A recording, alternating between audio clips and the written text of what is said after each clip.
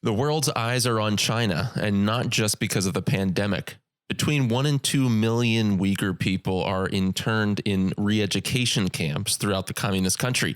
Today, we ask a special guest who's been in the thick of it and who was even detained by China what is happening, all coming up in just 1 minute. But first, a special message from ABWE's president, Paul Davis.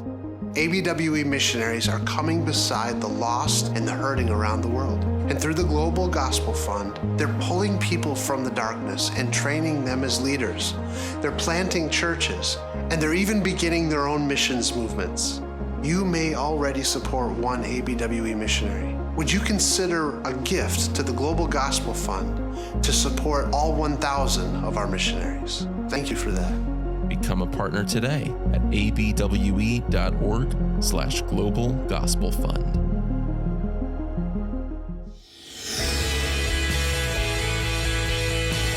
Welcome to the Missions Podcast, the show that explores your hard questions on missions, theology, and practice to help goers think and thinkers go. I'm Alex Kochman, Director of Advancement and Mobilization for ABWE International, joined again, as always, by Scott Dunford, the Scott W. Dunford, West Coast Mobilizer for ABWE, and lead church planter for Redeemer Church in Fremont, California. Scott, as always, love talking to you, love doing the show with you.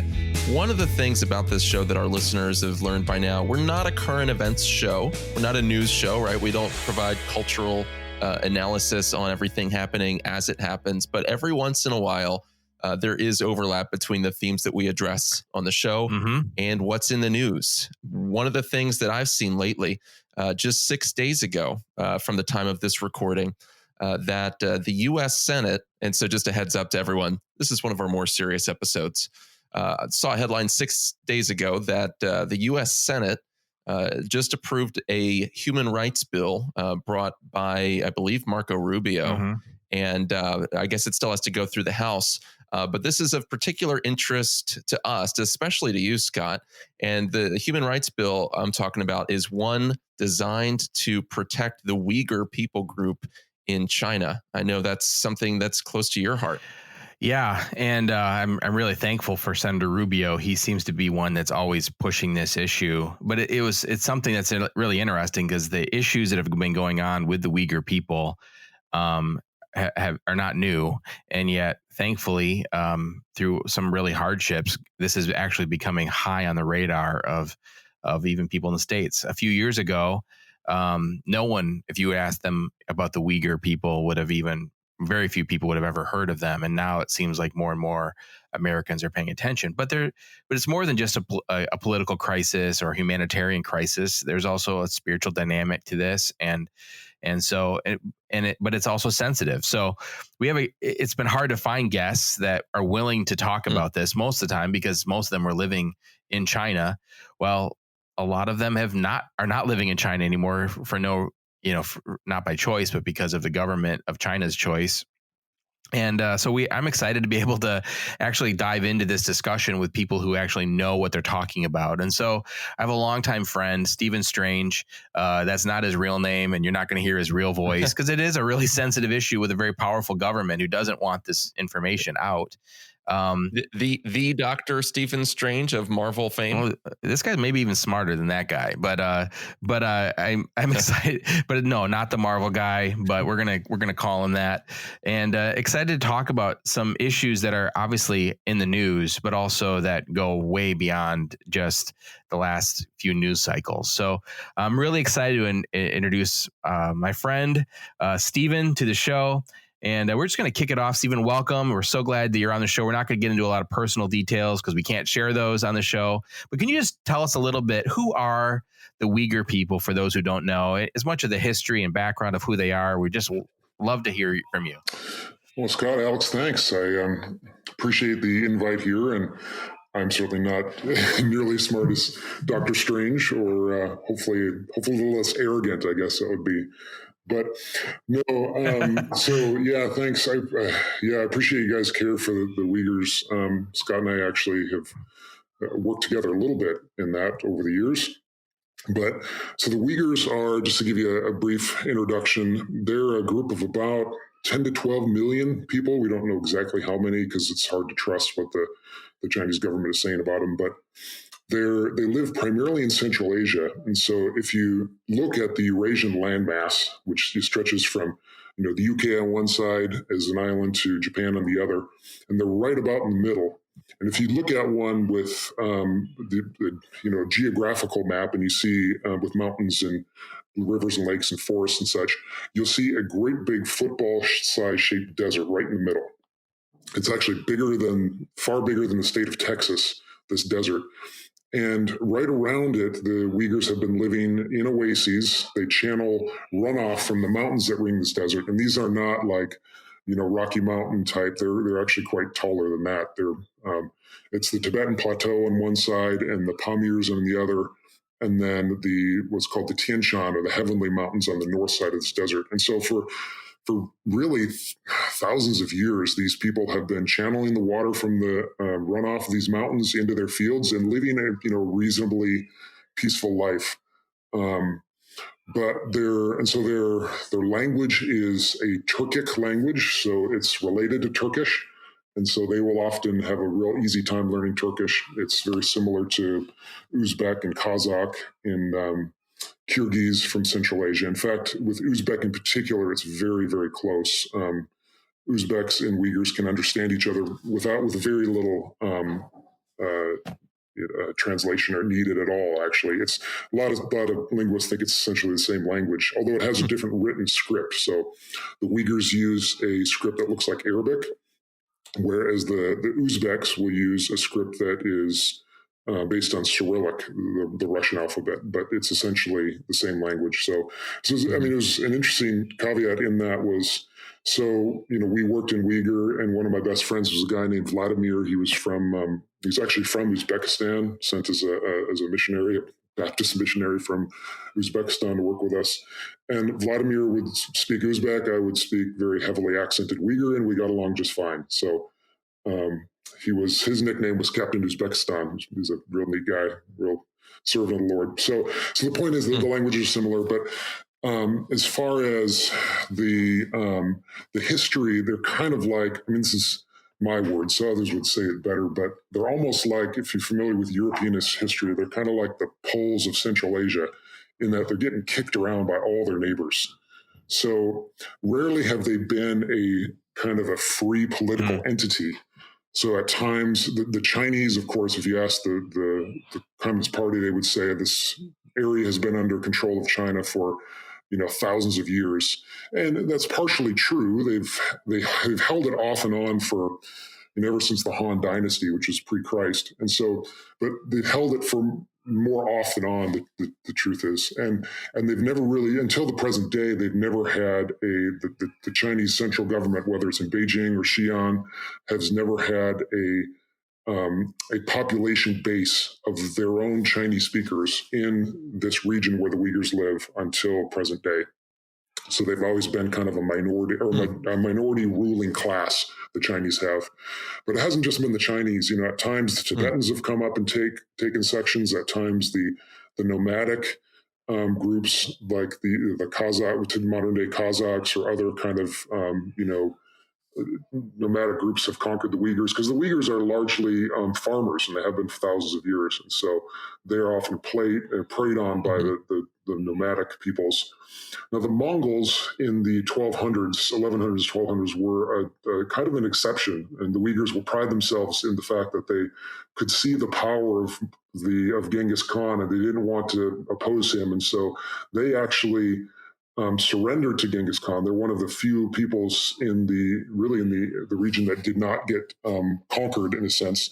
And so they became a lot of Genghis Khan's administrators in the empire. And so it's kind of an interesting historical caveat. But so they've never, and so the reality is, even up to the 20th century, Uyghurs didn't always identify themselves as like Uyghur as this one group. They were kind of they had a similar language, or even the same language, but often they would identify themselves with the oasis they came from.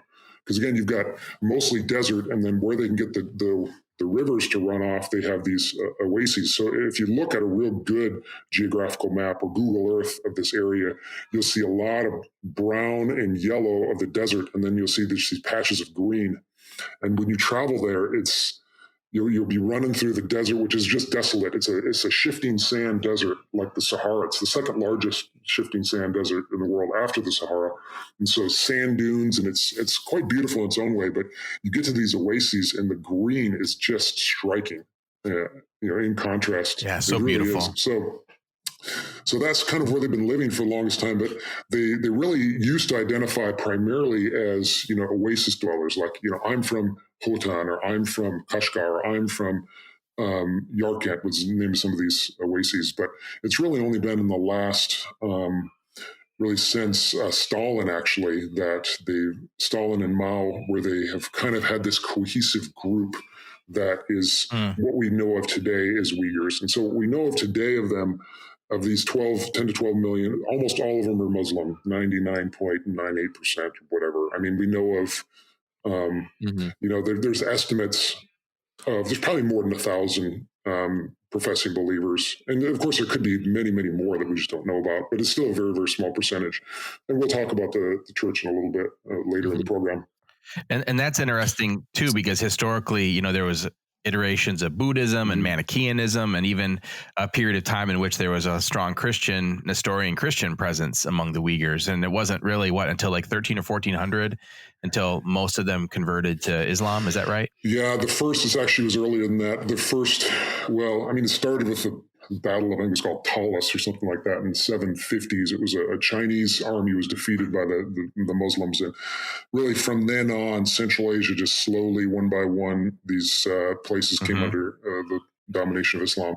But it entered for the Uyghur people consider right around 1000 AD in the Kashgar in the far west.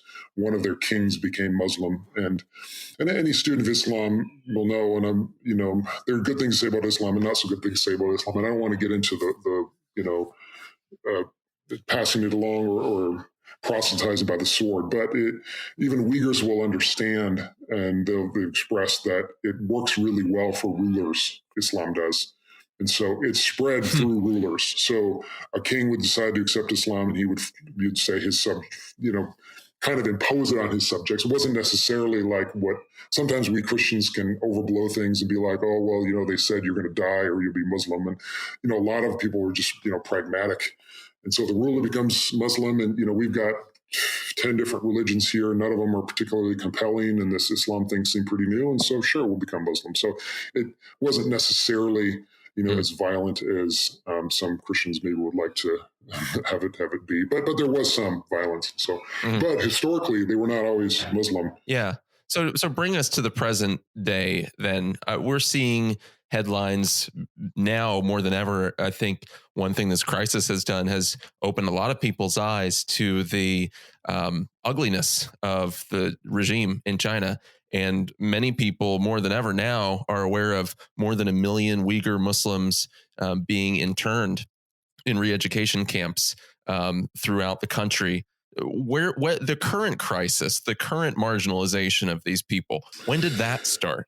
It's they've been marginalized for as long as China has been in control. They used to be known as by a pejorative term of like turban head, but kind of the modern, you go back into the 80s, they had a fair bit of freedom, but there's always a little bit of tension because, xenophobia is a real thing everywhere. It's not just here in America. And so you've got this large group of people that control a large portion of Chinese, what the Chinese consider their soil, but they don't speak Chinese as a first language. A lot of them don't speak any of it at all.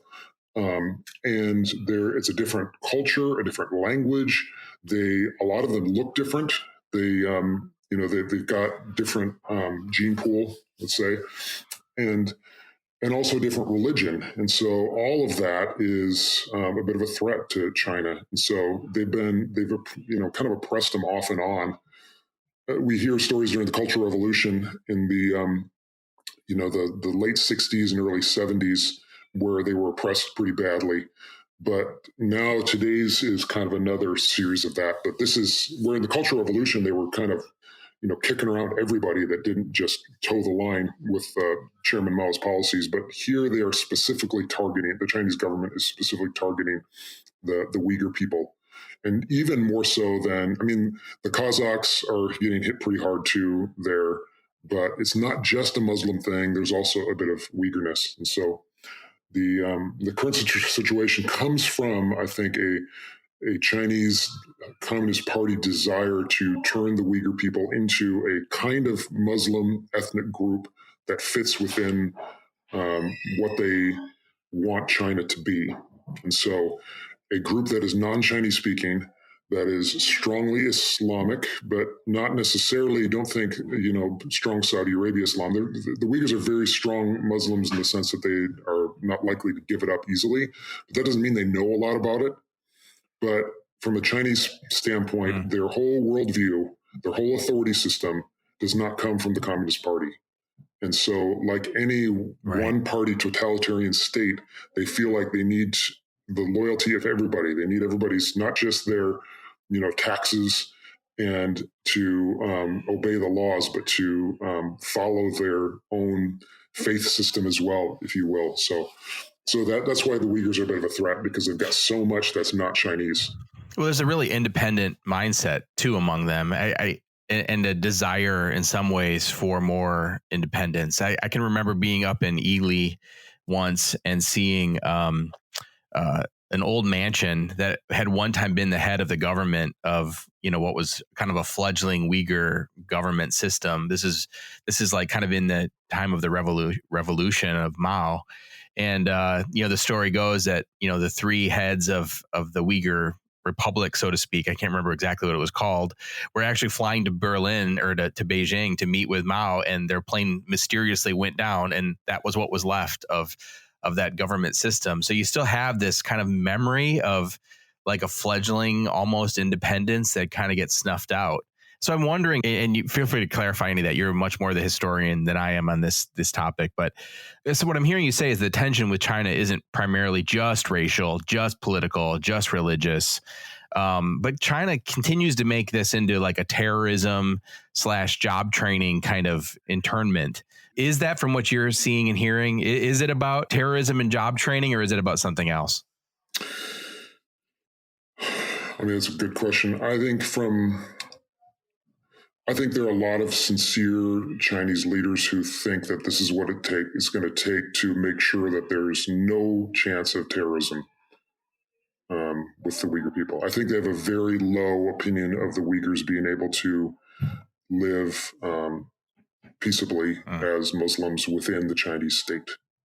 So I think, the reason I say this, and this isn't, I don't know how all the rest of my colleagues would think, but the whole strike hard campaign, the idea that, this is the way the Chinese describe what they're doing.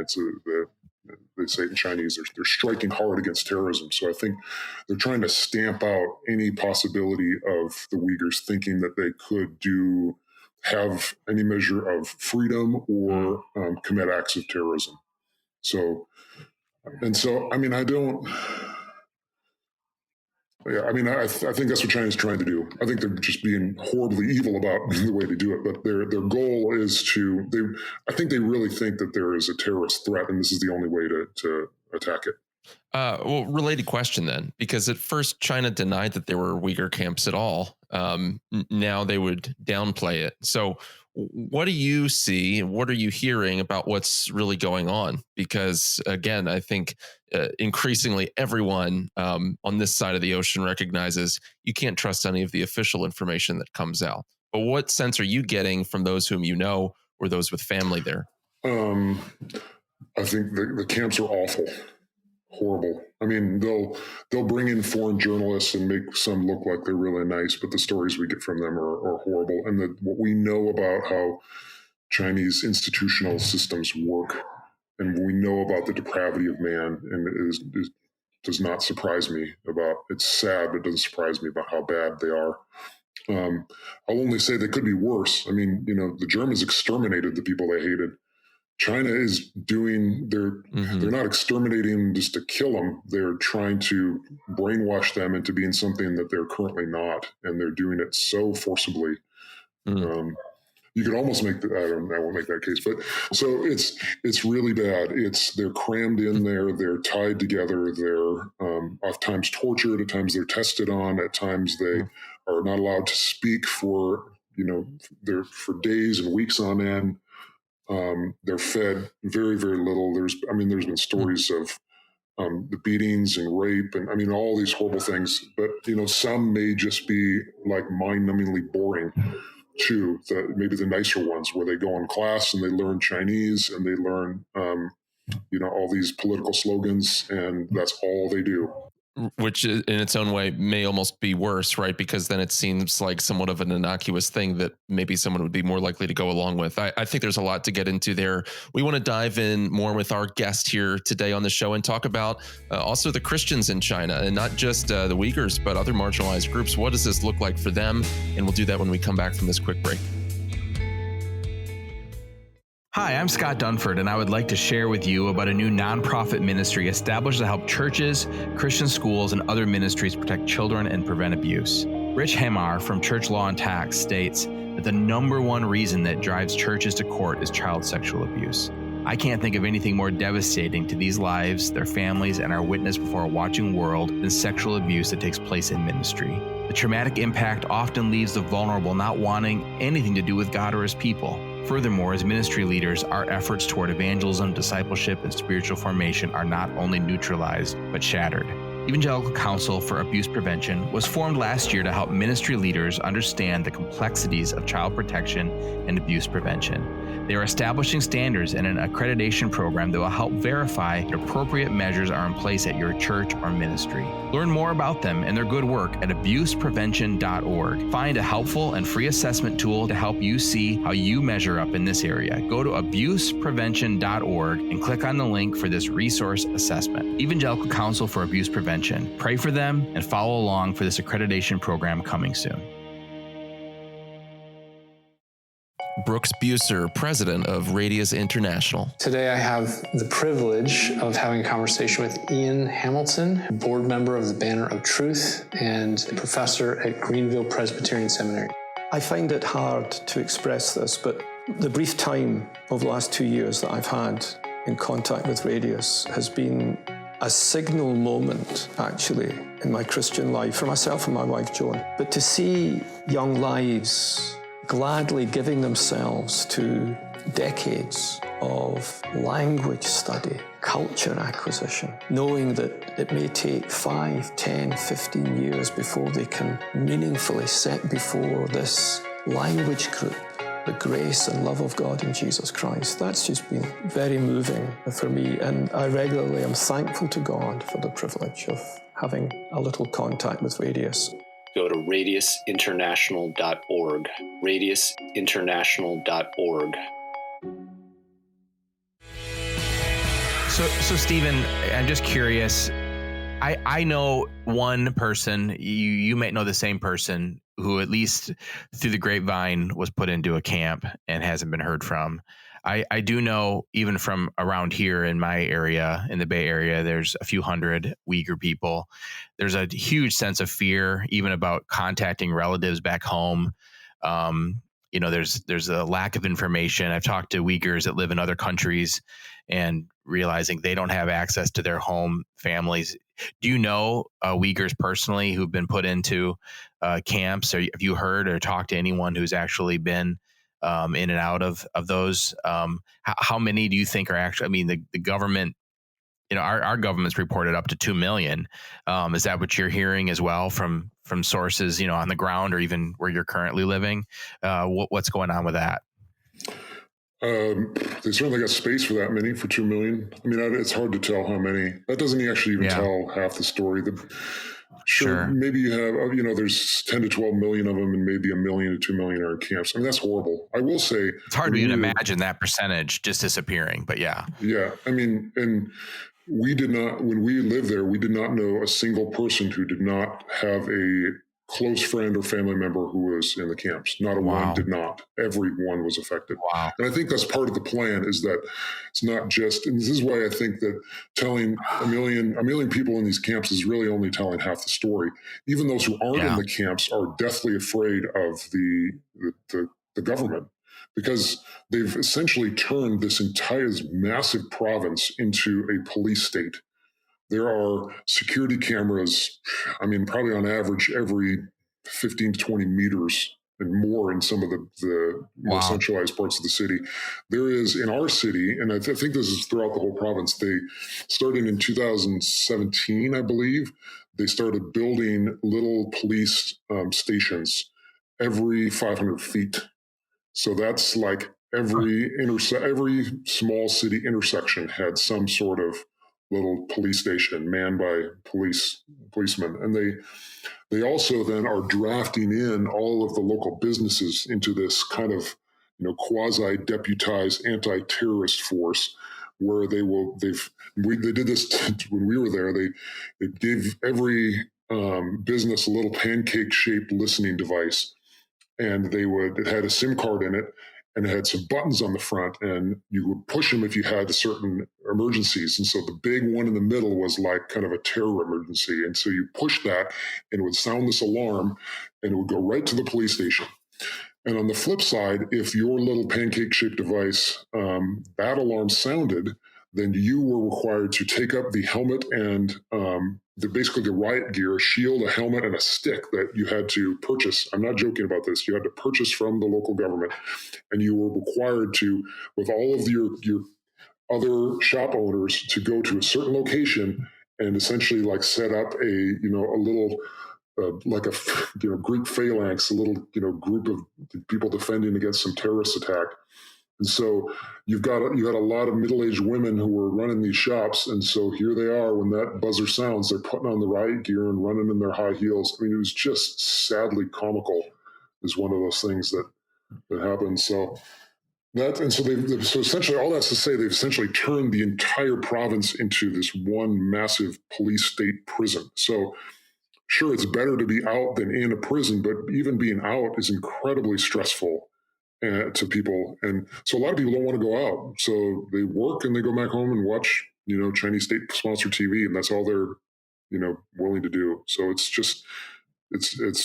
again, far worse than just numbers of people in a camp. So we also want to recognize, we're talking about the Uyghurs. There's also obviously a growing Christian movement in China that we're seeing large numbers of conversions, but struggling more than a lot of other believers on the planet. You already mentioned there's probably up to 1,000 Christian Uyghurs, I believe you said earlier in the show. How are they being affected? Are they getting lumped in with the rest? And what about the believers in the Han Chinese Christian church? How do they look at these people who are Muslim, who are being marginalized in much the same way as Christians are? Yeah, I mean, we had to leave just before, or kind of as China was cracking down on a lot of Christian groups too, because they've been doing that as well. So I'm not sure how the church in China is dealing with the Uyghurs, but the Uyghur church, I can speak on that. And this is encouraging. They do have, there are some groups, and they've got good and bad. They, you read First and 2 Corinthians, and it was a mess, the early church. And so you get some of those same messy things going with the Uyghur church, but by God's grace, it has been established. There are some leaders that have been following the Lord for, more than a decade. Some of them are in prison. Some of them were put in prison before all of this started. And some of them, as far as their, being specifically Christian and Uyghur, I don't think it's, as far as I can tell, it's not helping or hurting them in terms of what China's doing. But so it's not like the Chinese government is saying, oh, you're a Uyghur Christian, so we're not going to throw you into a camp. It doesn't really matter. If somebody's a Christian believer, that would make them more likely, if anything, to be marginalized, persecuted. Yeah, they would get it. I don't think the Chinese government, at least it didn't seem that they were making a distinction between Uyghur Christians and Uyghur Muslims. They were just kind of lumping them all together. Although I will say, we did hear some rumors, and this is just before Chen Tuan go out to a charge of Xinjiang, and all these repressive policies came into place.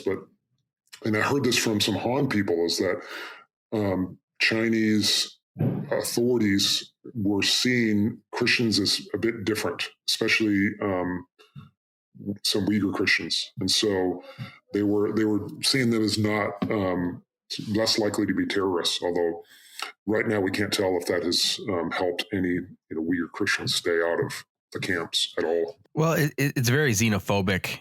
It's not just about a religious thing. There's a xenophobia and a I don't know how to say this, but like a very, very romanticized understanding of the Uyghur people that Chinese TV and Chinese media has always portrayed. And even if you look at the old, Mao Zedong era propaganda posters, the Uyghurs are not portrayed they're almost like American Indians would have been portrayed at one point, as these almost like a savage people. And there's always been this really weird romanticism about them, so that they're not treated as like intellectual people with these, complex thought process. So they're treated really as a caricature. At least that was kind of my experience, and often treated pretty brutally. And to think that those things don't infiltrate the church, they do. And I had opportunity to talk to quite a few believers within the Chinese church, and it takes a lot for them to overcome some of those prejudices. And so some of the Chinese believers, I think, do believe, the propaganda that they hear, and others that have gotten to know Uyghurs personally, and they are able to overcome that, and the Holy Spirit helps them to be able to combat some of those tendencies toward xenophobia in their own lives. Would you agree with that generally, Stephen? Yeah, the idea that a lot of Chinese Christians have this, not just Christians, sorry, a lot of Chinese have the idea about, like you were saying, the Uyghurs are, kind of backwards or terrorists. It's really, it's quite wrong. Their history is long. The Chinese often think of them as just good for singing and dancing and good food, and there's far, far more. Right. Uyghurs are very long and developed culture and history and literature. Their poetry is quite great. In fact, the language itself lends itself to poetry really well. So there's just so much there that's being lost, and that's quite sad. But to answer your question about how the Chinese church is seeing them, it's going to be a mixed bag, and so we've run into some Chinese professing Christians that don't even think you need to bring the gospel to the Uyghurs. It's like, well, they got their own religion and they're all backwards terrorists anyway, so why bother? We just care for our own people. But at the same time, there are those who really do love the Uyghurs and are serving them, and it's incredibly powerful witness. So I can tell one story. I had one of my best friends, named was Andrew. He's a Uyghur guy. He got to know us, and we worked with a lot of Han believers in various ways in our business. And he was kind of surprised at how we would interact with them, how they would interact with each other, but most especially how they would interact with him. And he came to the conclusion that there are two kinds of Han people. There are normal Han people who look at the Uyghurs as kind of backwards and terrorists, like we were talking about, or nothing, not good for anything but music and food. And then there were then there were Han Christians who would be respectful, who would get to know their names, who would learn about their families, who would follow up with them, who would remember, who would really befriend them and treat them like people and like real people. And so that was a really strong testimony to, in the midst of this great racial tension, when the powerful side approaches the oppressed side with love and humility and kindness. It's really, really quite powerful. This guy ended up coming to faith, and and he'll tell in his story when he says, the Lord, because to kind of circle back to how God uses many, many people to bring Muslims to faith, and he'd list the people that were influential in his life. And in there, it was just shocking. You had, you had a few Americans, but you had, Vladimir, this Uzbek guy, you had some Koreans, you had a number of Han believers who were very influential in him come to faith. So again, it's a hard thing, but it's a great opportunity. And I think as we pray, this would be just a plug for the Chinese church. what we're seeing happen in China in terms of the church growing exponentially in the face of persecution is pretty rare in history. It happened in the Roman Empire. We celebrate, of course, in our church history, but I think when we look back 1,000 years from now, we may look at our era as the era of the Christ's church in China, the growth and expansion of it. So I think we need to be praying for them, that they would be not just reaching out to their own people, but also to the Muslims and the unreached people within their own borders, because it's a great opportunity for them. So I know you well enough to know that this has had an impact on you personally too. You wouldn't say this, but I know the hours you put into learning Mandarin, learning Uyghur, learning the culture. You didn't take any shortcuts, and you established something pretty significant in that place. And then it affected you. And one day you found yourself in front of the police, and in very short order, were on your way out of the country. As much as you're able to, and I realize details, I don't want to put you or your friends at risk, but can you share as many details about that? Like, how did that affect you and your family? What happened there? I think it might be helpful for some that are thinking about or counting the cost about working in a restricted access place or helping a marginalized people group, to really weigh that. So what was that like for you? What happened? I wish I could say it was like all joyful and great, and I was so, like Peter, rejoicing to, being counted to suffer the cost. For the most part, I was just really stressed out, and it was hard. But that being said, I mean, God is really gracious to us. For one, we were kind of prepared to go. They weren't renewing visas for us, so we knew that we were going to have to leave sooner or later. It happened sooner because I was caught with a lot of Bibles, a lot of them that belonged to local believers, and so when I look at how the Chinese police and the state handles its prisoners, they were very, very deferential to me. I mean, it wasn't easy. They were, they're mean. They were doing good cop, bad cop. Although there was one police officer who really was helpful by the end. In fact, so all these Bibles are like, these are illegal, and why'd you do this? Why are you doing this for people? They're looking for names, and I needed to give them I had to give them names of people that weren't there anymore, and I didn't do it just right, and I gave names that I wish I hadn't. Not anybody that's still there or was even there at the time, but it just was hard. I would say for the people counting the costs, I just kind of wasn't prepared. Did they grab you off the street? Is that what happened? You're just walking along, or did they show up at your house? Or they showed them at my house. Yeah, because they caught on security camera and just followed my car home. I mean, it's wow. Pretty, So, but I mean, there was this one. So they're doing the questioning. They wanted a story, and so I told them the story how I got it, and the people that had got me the Bibles, and they were all not in country anymore, and so but one of these police officers just couldn't understand. He's like, why would you do this for people? Why do you take the risk of all these? And I think it was Holy Spirit in my anger too, and in a good way. I said, well, if you really want to know, there's a pile of those books in the other room over there. Just pick one up and read it. So, and he's kind of, yeah.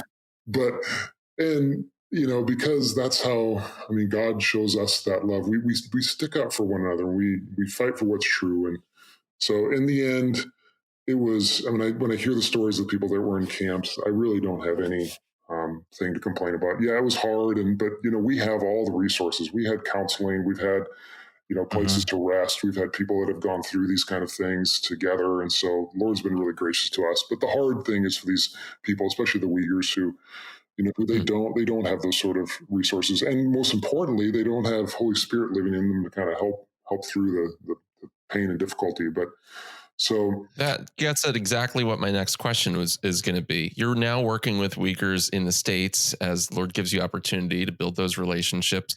Yeah, they don't have those same resources to draw on. They can't cling to Christ for comfort, or they can, but they aren't, those who aren't believers yet. How do they cope with it? Is there a hopelessness?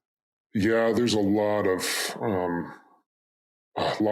stress and post-traumatic PTSD, and anxiety. It was all I would say, the Uyghurs that we communicate with, a lot of them aren't going to, open up with us first time we meet and talk about their pain. But it's, counseling is needed, help is needed, prayer is needed. So it does, in one sense, it gives a real opportunity, because as people are seeking justice, is what they want justice for their people.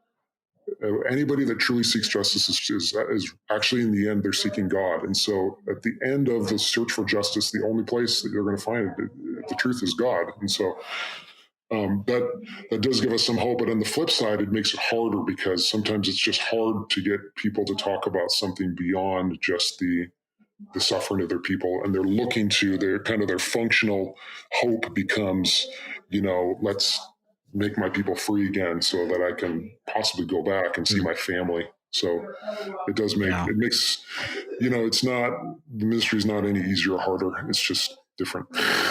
Right. And that's the hard reality, is that, I'm sure that many of them want a independent state and all these things, but like the way the governments in the world works today, like that's not in anyone's best interest, and very few governments are going to go out of their way and put their neck out to have that happen. And that's a hard pill to swallow when your people are being culturally exterminated, and going through so much hardship. I do know, like, there's a lot of fear and panic just of not being able to get a hold of your family and wondering what that unknown is sometimes the scariest thing. And I can't imagine going through that, wondering, is my mom or dad or grandparents, are they locked up, and not being able to get in touch with them? That's got to be horrific.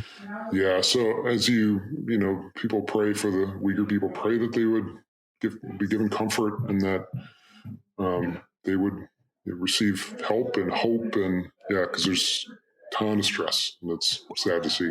What positively are you seeing God doing through this? Whether that's, what has God done for you in your own family's life through this hardship that you've endured, or what are you seeing God doing even in the communities that you're interacting with, and the Uyghur people that or even the Chinese believers that Well, that's a good question.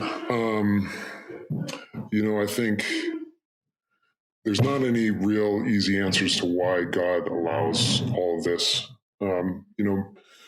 We know that he works everything to the good of those who love him and for his own glory. And so that is of great comfort, but it has increased our faith to look forward to that day and look forward to when we will see the good come of it. And, I'm hopeful in my lifetime we'll see some sort of good come from this incarceration of the Uyghurs, so that, maybe it'll open hearts, or maybe it'll cause some sort of, reaction with China where they open up a lot or something. But that's not really our hope at the end of the day.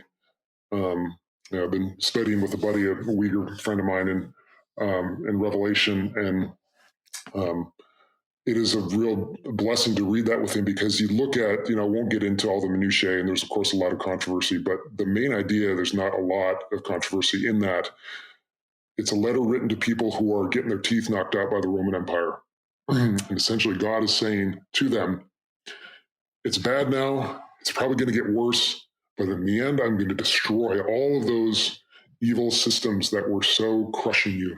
And so that does give great hope to kind of see God's plan through their eyes, especially the eyes of believers who are being oppressed, Uyghur believers. So, and what would you say then? Because you've got Uyghur friends, Scott has Uyghur friends. Let's say one of these people or a family member ends up listening to this show, listening right now. What would be your words of counsel to them? Well, I would say to not put their hope in the American government. I mean, I'm really glad that our government has welcomed them, and that if they're in this country, which if they're listening to this are probably in America, that the Chinese Communist Party will not be able to get to them, and that is of great comfort. But that's not an ultimate comfort, and that's not going to help when parents and siblings and good friends are still being oppressed. And there are no easy answers to this, but if they were to look into God's word, to look into the Gospels, to look into the New Testament, the Old Testament, the Muqaddas Kitab, they would, to the Injil and the Tawrat, they will find hope. They'll find a God who is not distant from his people, who loves them, but the one who doesn't just give them rules to follow, but comes down himself and saves them by his mighty hand. And so that would be the hope, that the place where they can find hope. That would be what I would encourage them to do. So what if there's Uyghurs listening, are there resources that you'd recommend for them to check out, or if there's just American Christians listening, what resource would you recommend for them to be able to find out more about what's happening with Uyghurs? Is there, I even another option would be like I know the Uyghurs that I know here in the States mostly work in restaurants, and I'm sure they're really hurting financially. Is there any resources that you know of that even reach out and help those kind of people? So what kind of resources are out there in general that you can point people to? All right. Well, the first, if you're looking like the best resource of any kind would be to encourage the Uyghurs at least to read God's word. And you can find it on hayatnuri.org, hayatnuri.org. And or you just do Hayat Nuri, search for the app on your phone, on your device. It's a really good Bible app. It's got recordings. It's got things grouped by scriptures, grouped by themes. It's just scripture. It doesn't have anything else. It's quite good. A lot of Uyghur believers like that. And so, can you spell that URL again? Yeah, hayatnuri. And sometimes they got to change the, .org or .com or I don't know what else they have on there, because the Chinese government tries to shut them down. But if they do a search for hayatnuri.org. In terms of Christians looking for information on the Uyghurs, Wikipedia is not bad. Get a basic framework. If you do, BBC has done a series of articles on the camps, and they usually keep track of it. There's a guy named Adrian Zenz, Zens. He's just a great story. He's a German scholar. He's a really strong believer, and he's been one of the key researchers to find a lot of what China is doing. And so, he's a neat guy. So Zens, if you can look up his name, a lot of things will be kind of attached to him. And so he's kind of the whistleblower / researcher. So he's cited on a lot of. He'll share a lot. He's doing great work. And then as far as if any people in the one interesting thing about the Uyghur community here in the U.S. is that they don't want to game the system. They are like fiercely patriotic. Just really strong. In fact, sometimes, because, as American insiders, we can complain about some of the things that are going on in America, and they don't like to hear that. I've learned when I talk about it. So I usually try to keep my opinions to myself if it's anything negative about America, because they see that, of all the countries in the world, this, quote unquote Christian nation is the one that's protecting them. Wow. And that is not lost on Uyghurs. And so they're very, very pro-America. And so, but one of the things that does, in terms of, you find people that are in need, they're reluctant to ask for help because they don't want to be seen as people who are trying to, take advantage of Americans. So one of the things that is good to do, if you know Uyghurs, you can ask them, hey, is anybody in your community in need? I can help. It'd be a good way to kind of try to, because they can refer their friend. It's a lot easier than asking for themselves. Sure. Yeah. So, good. I think just simply just giving them the confidence to say, hey, applying for unemployment, and everybody's doing it. Of course, our government leaders are going to figure out how to pay for it, but it's not, if they apply for unemployment, it's not like they're somehow taking advantage in a special way. Everybody kind of that can legally and ethically be doing that. So, in my opinion. So just encourage them that it's okay if they haven't done that already, and help them through it, because a lot of times they just don't get the system. Yeah. Well, thank you so much for joining us. And it was really something that we've been wanting to do for a very long time. And I really, this is a special one to me, and really thankful for your time. And we're going to continuing. I just encourage our listeners, just continue to be praying for this ongoing work, and be praying for the Uyghur people, and take the time to understand and know about some of these people groups that maybe we don't hear about in a ton of detail. and spend some time praying for them during this time. Thanks again. Thanks for joining us, Stephen. Thank you, Stephen. Yeah, you bet. Scott, Alex, thanks. Appreciate you guys. To get more content, go to missionspodcast.com or check out abwe.org/podcast. If you like what you hear, please subscribe, rate, review, and share. To ask a question or suggest a topic, email alex@missionspodcast.com, and we'll see you next time on the Missions Podcast.